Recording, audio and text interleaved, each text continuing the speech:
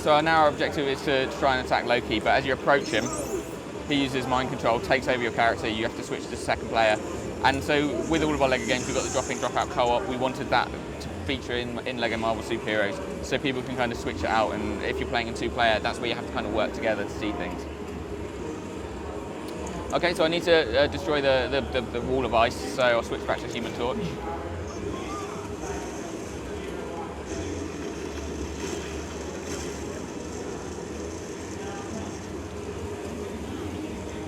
And then so now we see this cracked Lego, which any kind of character with this kind of a super strength will be able to do that.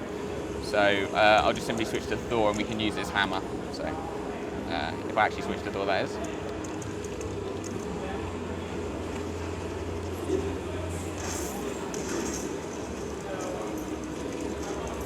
So that smashes through the door, and we can chase after Loki, because that first version of Loki we found was actually just an illusion so that he's created.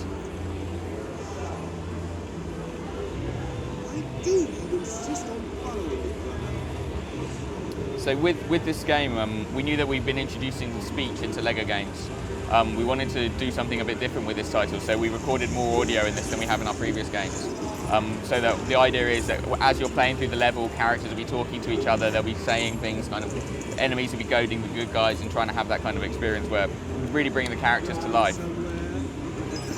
So what we've got here is one of these walls. Anytime you see any of these kind of speckly particles, you need to use a character who's got a sense ability. So Venom with the symbiote suit has Spider-Man's ability, so spider senses. So you can press it and it reveals a leg at this climb wall, so something that you can climb up, and it reveals like additional secrets like switches and things like that. So this switch there, we see the symbol, it's got Wolverine's claws there, it means that we needed Wolverine to be able to do this, so just switch out.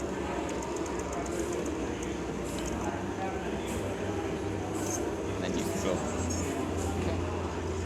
So I've shown kind of like a few bits and pieces of the level as we're playing through, but what I'd like to do now is show you some of the cool characters we've got as well, because that's really kind of what we want to show at Comic-Con, and some of the new people we've got.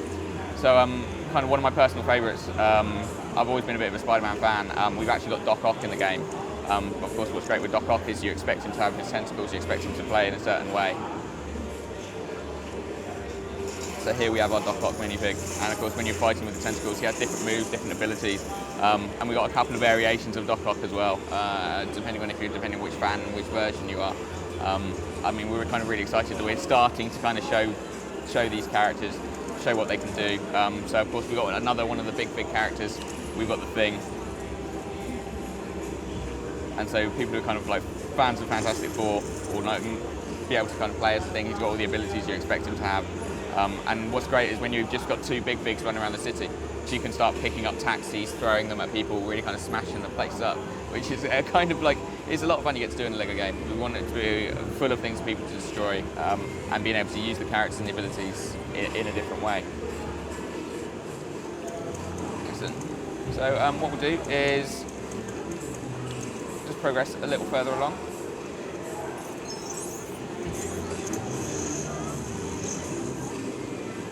And so we've got people in there like Agent Coulson, and I think we're making an announcement on some of the VO actors and some of the stuff that we've got in there.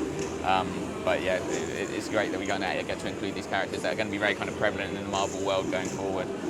And that's one of the great things. Marvel have been fantastic to work with, because we've got all kind of really up-to-date characters, really up-to-date versions of the characters in there, but we've also had the ability to kind of pick and choose some of the ones that we want.